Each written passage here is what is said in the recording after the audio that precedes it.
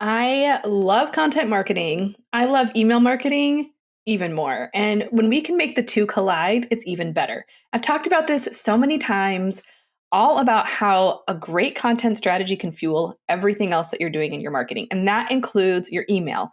Sending out a weekly email doesn't have to be tricky because you already have the things to talk about. And so, to help you with some more strategies on how to do just that, I've got Sarah Noel Block as my guest today. Sarah is an inbound marketing expert who focuses on education-based approaches to marketing for SMBs and solopreneurs. Her approach to marketing systems makes it easy for tiny teams to have big impact. She works with businesses in two ways: marketing, education, and products for small businesses, and strategy and executing content marketing, plus inbound sales funnels for SMBs. So she is going to share some amazing nuggets of wisdom for you to think about how you can use your content to create your email, what to put in the email, some best practices for all of those things. And I know you're going to love it. This is probably an episode you're going to have to come back to again, just depending on the stage you're at with your email newsletter and sending out regular communication. But I promise you, you don't want to miss it. But before we get into it, this episode is brought to you by our VIP Digital Marketing Therapy Days. VIP Days. They are half day and full day sessions with me where we can tackle a strategy head on, put a customized one together for you and your organization, and then actually get the work done.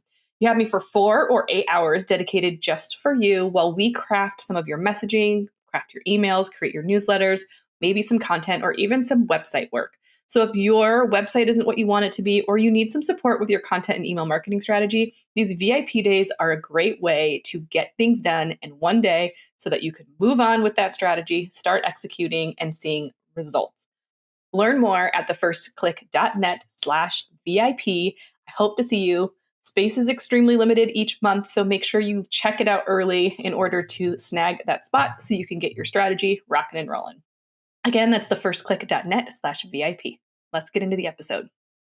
You're listening to the Digital Marketing Therapy Podcast. I'm your host, Sammy Bedell-Mulhern. Each month, we dive deep into a digital marketing or fundraising strategy that you can implement in your organization. Each week, you'll hear from guest experts, nonprofits, and myself on best practices, tips, and resources to help you raise more money online and reach your organizational goals. Hey, please join me in welcoming my guest today, Sarah Noel Block. Sarah, thank you so much for being here. Thank you for having me. So we are talking about kind of the convergence of two of my most favorite things, email marketing and content marketing. Girl, I love those things too. Yes, it's like they're my favorite things, and they can have such a big impact. So my listeners have heard me talk about this all the time, but why are these tools and strategies something that you're passionate about as well? Well, first off, I think it's incredibly important to capture that know, like, trust factor with your audience. And those are two things that does it perfectly. Content marketing at the awareness stage is like you're on Tinder and people are swiping through you and deciding yay or nay. But once you get to email, it's like, okay, we're official. We're dating now. Yeah. No, I love that. And I feel like for a lot of smaller organizations, the concept of creating a content strategy and an email marketing strategy feels like too much, but kind of, why are they a perfect marriage together to kind of streamline your time and your maximize your efforts? They're so connected. You don't need to have a completely different email strategy. So let's first talk about nurture sequences. And that's where content marketing and email marketing really work together, because all of the content that you're creating can be put into that nurture sequence. You're adding value, you're building trust with your audience. And those two strategies are completely aligned. It's only when it comes to selling and the welcome sequence that it's a little bit, you need a little update. Yeah. Well, and I think content on its own does a whole lot for your organization. But I think if you're creating regular content, and go back to all of the episodes for the month of May, because that month was all about content marketing. So if you want more of a content strategy, go back and look at May. But is there a way that we want to think about writing our content to lend itself to email, or should we kind of write that for that user experience on the website and then kind of take it through? Like, how do we need to think about that so that they can work well together? Yeah. So when it comes to your content, as you're building out your editorial calendar, like let's say your podcast is your pillar piece of content, and that's what you're consistently creating. So you have that editorial calendar. As you're building out the editorial calendar, put together a repurposing plan. And part of that should be your email. So they're two separate things. You're not going to want to reuse the content on your email, but use it to inspire your email. Make sure that you're using sort of an ADA format where you're grabbing attention with a great hook. You pull them in, get them interested, and make them want to click through and listen to the podcast or read the blog or whatever it is that you create. I like that. So the goal of the email, and just to clarify, because you already brought this up, we're talking about kind of that general nurture, like when you're reaching out to your list on a regular basis, not to sell or pitch, but just to kind of engage. Mm-hmm. So the goal of that is really just to get people to that piece of content for them to consume, and then from there take the best next step, right? So we don't need to regurgitate the whole piece of content. No, you don't. I think people get pretty bored with long emails. So I would just take like the best bits, the best takeaway from it, and teach them a little lesson in it. Give them a little action step to take and make them want to click through and learn more about this process that you're teaching them. I like to think of marketing as teaching. It's all about education. And you can use those emails as a way to, like, this is a tiny little lesson that's going to help you today. And if you click in this, then you're going to learn how to do this a little bit better than this bite-sized tip. Yeah, I mean, we are a society of instant gratification. So having that quick win in that email is like, oh, okay, I like this. I want some more. Okay, if she can teach me that, let's see what else she can teach me. Yeah, so good. Okay, so if we publish a podcast every week, so we also publish a newsletter every week. Like we're in a very good cadence and rhythm. But let's say we only are putting out a blog post or a piece of long form content once a month. Is it okay to still send email, like multiple emails during the month, directing people to that same piece of content?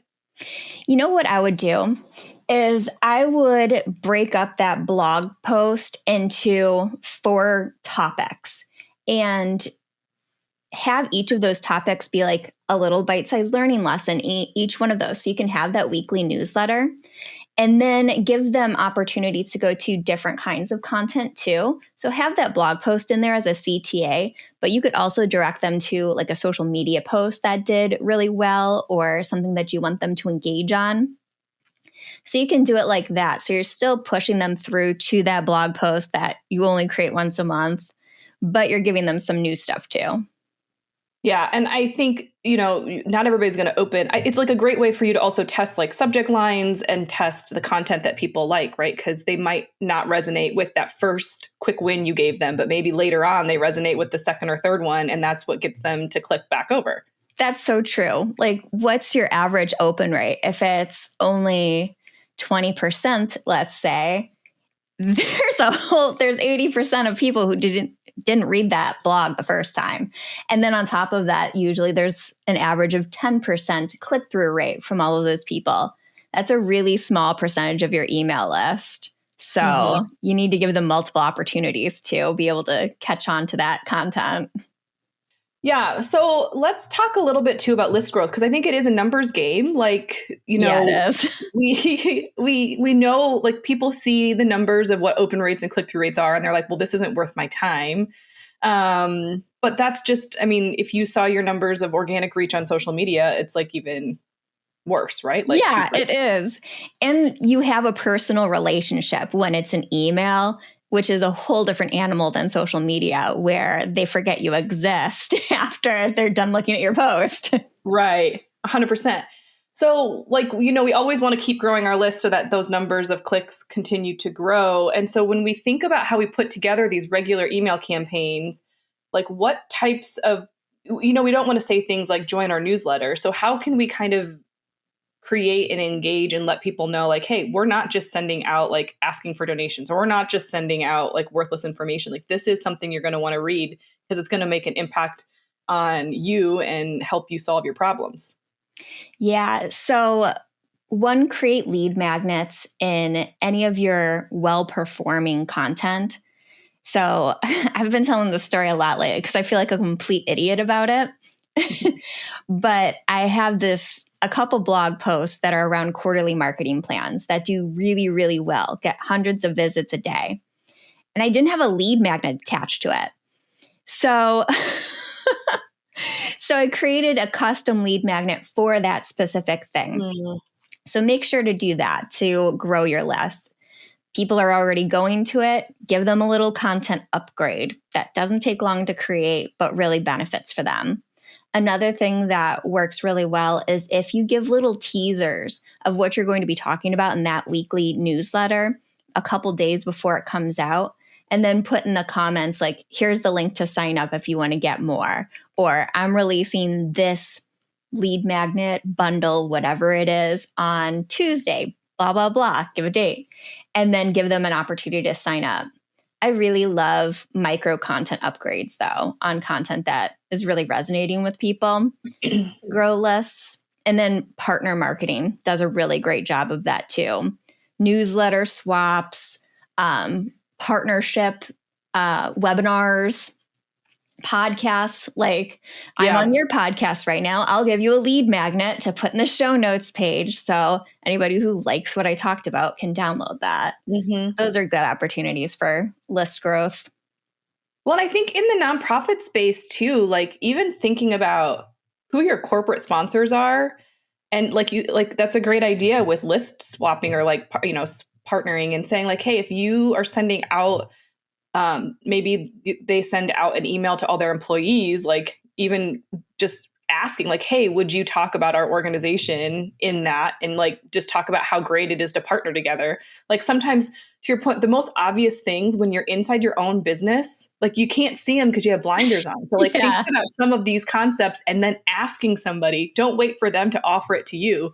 Proactively ask for those kinds of partnerships and collaborations. It's so easy and it's mutually beneficial, especially if you're doing some sort of swap, because you're both gaining a mirror audience. I love that. That actually, the story that you just told minutes ago, I had this nonprofit email me because they want me to put on a workshop for their members. And, but they couldn't afford my full price. So they were asking about other opportunities or something that they can do to get the price down. I was like, can you send out an email campaign to your members about this new program I'm launching? And it's like a no-brainer. That will bring me so many sales that will way make up for the cost in the workshop. Well, and also when they do that, it like you're being put in front of an audience that already trusts that organization. They trust that if they're going to promote you and your program, that they know it's good. And so it's worth looking at. So you started this off by saying content, email, build trust. These partnerships are another way to kind of elevate that. Yeah, that is so true. I think that trust is really undervalued in marketing. But it's the reason people buy from you is because they trust you. So having these marketing opportunities where you can say, like, show people, you can trust me. Here's why is invaluable. Well, and I think too, that also makes it really critical that those partnerships that you are creating, those list swaps that you're doing, like don't go crazy and just be like, okay, this is my strategy and I'm just going to reach out to everybody, right? Like it's critical to make sure that those partners are in alignment or make sense, right, to your audience. Yeah. Handpick them. Make sure that they're really aligned. A good way to do that, like let's say your audience has a podcast. We're on a podcast right now, so that's what's top of mind for me. Top of mind. So you have an opportunity to meet me and other people through these interviews. And that could almost be considered like a little surface interview, getting to know me, seeing if I'm worthwhile having a partnership with. And then later on, if it was a good fit and we had the right audience, then it would make sense to do some sort of additional partnership on top of it, like a webinar or newsletter swap. that's what I've been doing with my podcast guests lately. Like I've been bringing ones on that I just really loved and became attached to, like be my friend. Yeah. And I've been bringing them on for series where we're talking over multiple episodes. And then we have a webinar that caps it off at the end. So then we're able to capture that audience who's been listening to that series too. I think that's super creative. And I think that's a good reminder also that, I mean, the numbers getting inflated, I feel like every year, our attention spans are so low. So like those one shot events or those one shot partnerships, like if it's just like, we're going to do one social media post or one email newsletter swap. Yeah. People aren't really always retaining that information. So I love that you're thinking outside the box and then providing value to your listeners to really like stay focused on a topic because we're so all over the place. Like let's dive into this and let's do this well before we kind of move on to something else. Yeah, I love a good deep dive, but it needs to be bite-sized because our attentions are just they're not there. Well, in the touch points, it's like what you need to see something like 18 or 20 times now before you make a decision. Much. And so I think that's where most people are really losing out, is that you are not sending the weekly email. You're not posting on social consistently. You're not getting the message out enough times. You feel like you've said it so many times and then you just stop talking about it. Well, when you get sick of talking about it, they're just starting to kind of absorb it for the first time. You're right. They're just starting to realize that you exist. And as soon as you get burnt out and stop producing, they forgot you exist. Yep. So let's talk about this with regards to email, because, you know, everybody has their own opinion on how often you should be sending emails. I don't want to bombard them. I don't want to send them. I hear that all the time. Right? Like this is like the same thing that everybody says. Nobody's reading them anyway. What's the whole point? So what is your pep talk to that kind of mindset? Well, one, email has the highest ROI above all marketing. So that's not true. That's where the sales are made, are in email. And it starts with a welcome sequence and then nurturing them, because people, when they first enter your list, they're not necessarily ready to buy. They just want to learn from you, but you need to stay top of mind so they remember that you exist when they are ready to buy. And that's what email does. It's, and people they're reading emails and they're not thinking you're over emailing. I have a few people that I subscribe to who email every single day. And even though I'm like, that's a bit much, I still click into it because I'm like, well, you always have something interesting to say. So I still read it. Yeah, it's more about the quality of what you're putting in there, right? Yeah. Are you giving me value? Okay. Well, it's worth a minute of my time to see what you're talking about today. Mm-hmm. And would you say there's an industry where email doesn't work? I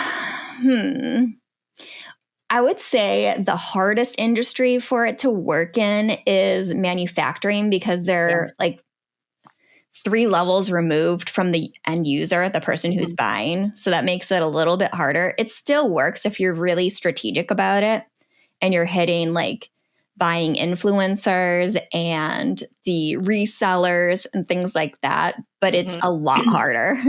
Yeah, no, that makes sense. So you're a proponent of weekly emails, staying top of mind. Yes. And, you know, again, like we were talking about using your content strategy to drive that. How do you feel about like monetize? Like, is there other ways that we can monetize this weekly newsletter that might also help us? Like, just think about, you know, the people that we might need to invest in to help us kind of keep this going. Yeah. So monetizing, there's 2 things that I've been seeing a lot lately. One is sponsorships. A lot of my favorite newsletters, they're now having companies sponsor their newsletters because, you know, maybe they have 12,000 people who are on their list and they want to get in front of those people. So that's a way to monetize it. I've also seen on these nurture sequences, they have like a line break, and then they have a section on different ways that you can work with them. So you're constantly giving them that little reminder, like, I also do a service, or I also have this product, and this is how you can buy it. So that's another way to monetize it. And then sort of a fluffier, softer way to monetize it would be having those trigger moments within your email where you're offering them, let's say it's a webinar that will lead to a program funnel that you're selling. So that is a way of sort of monetizing it, because you're getting that trigger point and you're saying, okay, that's a hand raise that they could be interested in this program. Yeah, any way to get them to dive deeper with you, right? Like that's the goal. Yeah. To take another action, take another step. Yeah, if you're thinking about it as like the sales funnel, you're moving them from awareness to, or from consideration to decision with that trigger point.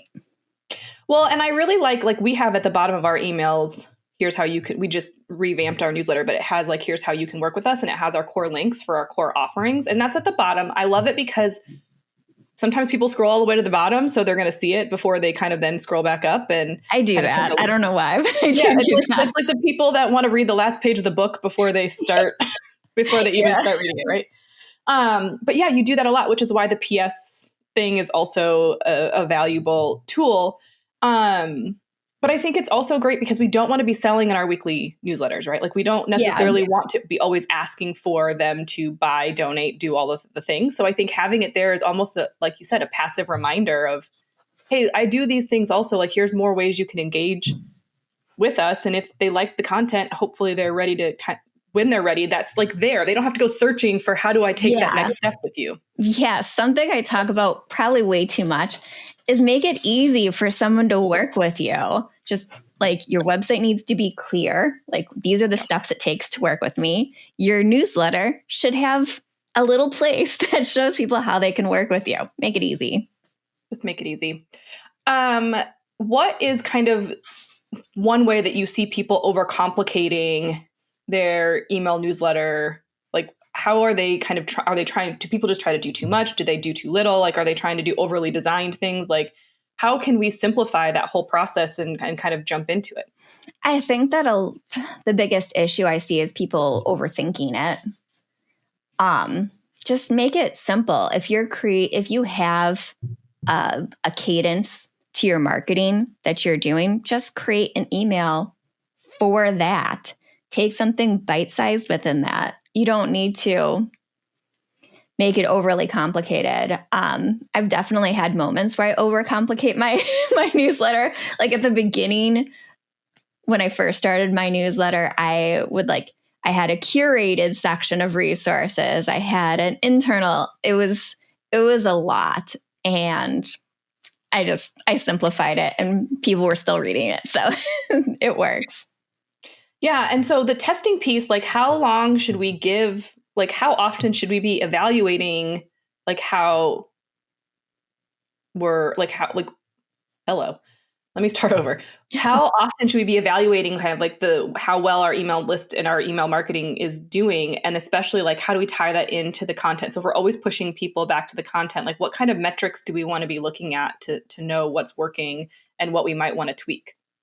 Yeah, I look at it monthly, and I try and separate like sales sequences from nurture sequences, because those are totally different animals. And you're going to get like a much higher unsubscribe rate when you're having a sales sequence go on. But the benchmarks that I want to look at is the click-through rate, clearly. I like to look at the reply rate, how many people are actually replying to my email. Mm-hmm. And that's the real goal, that like you feel comfortable enough with me that you want to have a direct conversation. And the unsubscribe rate, how many people are unsubscribing to my email? That's another. Well, and you're not looking at, because unsubscribes are not a bad thing. Are you looking more at trends over time? Like all of a sudden, are we seeing like a much higher unsubscribe rate than normal? And this is a nurture sequence. So maybe we've been bringing in the wrong people or targeting you're looking at it more on a trend as opposed to like feeling bad about the fact that people are unsubscribing. Yeah. Look at it as a trend, because that'll tell you what content is not resonating with them. Like if you have some nurture sequences that had a really high unsubscribe rate, that's probably not something that they care about. But I completely agree with you that unsubscribes are not a bad thing. It's people self-selecting out, and they weren't your people to begin with, and that's okay. Maybe you had a great lead magnet, but it didn't really apply, like nothing else applied to them. Yeah. No, that's a good point. And I think also the other stat that on the website side that I would also track is if you have really great click-through rates and they're going to like a landing page or a donation page or a blog post, and then from there they're bouncing, like that's also a good signal for you that maybe your content was great, but like it just didn't hit quite. Like the email might have been great, but the whole full piece of content just didn't quite hit right. So I think those are two critical things. Yeah. Along that same vein, if you have a high bounce rate, you might want, like, the content might be great. Look at how long people stayed on the page. It might be the funnel that's not working. You don't have anywhere, you're not clearly telling them what to do next, where to go next. Yeah, I would say that is the biggest mistake that people make with their content. And it's funny that you shared that story earlier about how you don't have the lead magnet on your best performing content. That's like been on our list for, I think, months of like going through all of our content and like cleaning up our lead magnets. So, and adding ones to those. So you are not alone. It's so much harder to do it for your own business than it is to kind of have somebody come in and take a look and just say, hey, this is great. Do this and make this. It's ridiculous. Yeah. Even marketing consultants need their own marketing consultants. Oh, yes. I partner with so many agencies that are like, can you do the marketing for us too? You just don't have time because you're marketing for everyone else. Yep. I love that. Anything else? I mean, you gave people a lot to think about. And I love just tying everything from content back to email, because I think both, if you focus on both those strategies, can be way more impactful. Anything else that you want to share about email or some of your favorite tools or tips that I maybe didn't ask about? Let's see. Tool-wise, I would say, one, if you're doing a sales sequence, add a countdown timer to it. That makes a huge difference. Even if it's not like a sales sequence and you're pushing people to a webinar or something like that, makes a big difference. And also choose the right email platform that would work for you. They're also different. I use Flowdesk personally because you're not paying per subscriber, so you're not penalized for having a lot of subscribers. And send your emails at the same time and same day of the week on your weekly newsletters, because email providers like Gmail will say, okay, this is a friend, this is a personal person, this is a person that they know and trust, and you're more likely to get into the primary box. Yeah, that darn promotions folder. Yeah, you don't want to be in the promotions folder. Even in your welcome sequence, giving them directions on how to get you out of the promotions folder is a great idea. Yeah, well, and I'm glad you said that, because again, it's like the hardest part in marketing is like you just have to assume they know nothing. Like go in and assume they know nothing. They don't know how to get out of the promotions folder. They don't know that you want them to post on social media. They don't know that you want them to reply to this email. Like asking, like it's always about asking for what you want them to do and making it stupid simple for them to take that action, right? Like that's the biggest takeaway, I feel like. Not the biggest. Direct. Yeah, be direct. People, it's like in a relationship where like the fights always happen when you assume that person is mind reading and knows what you want. It's the same thing with your customers or your audience. If you just assume that they know what you want them to do next, you're going to be disappointed. Yep. Nope. I agree. And it's so simple. It's so easy. And you're not going to make them mad. No, they're going to be like, not. oh, thank you for telling me to do this. I did that. And that's awesome. Because they want to support you. Like they want to engage with your brand. They want to be, I think so many of the nonprofits that I have like just been personally contributing to, it's like, it's so frustrating when you're like, I could do so much more, but nobody's asked me for anything. So I don't know what they need. Yeah. You don't do Yeah. it. And then if they just said, hey, it would be great if you posted on social media about our organization, you'd be like, oh, okay, I can do that. Check, done. I love that. Well, Sarah, so many good nuggets. Really excited for this episode. I think it's one that people will need to come back and listen to at different phases of their process as you're integrating email. But if people want to learn more about you, connect with you, how can they do that? They can find me everywhere with my full name, Sarah Noel Block. That's my website and all my socials. And my podcast is The Tiny Marketing Show. So you can hear more about tips for small marketing departments or no marketing departments and how to make that work. I love that. And we'll have everything linked up in the show notes at thefirstclick.net/212. Sarah, thank you so much for being here. Thanks for having me. Big thank you again to Sarah for joining me today. I hope that you have a few strategies that you're ready to try right away and see what's happening. Make sure you check out the show notes again. Like I said, thefirstclick.net/212. All of her links will be there, as well as her lead magnet that she is generously giving to all of my listeners. And just some resources and things for you to consider when it comes to your email marketing campaigns. Email is one of my favorite things, and I really think it's extremely underutilized in the nonprofit space.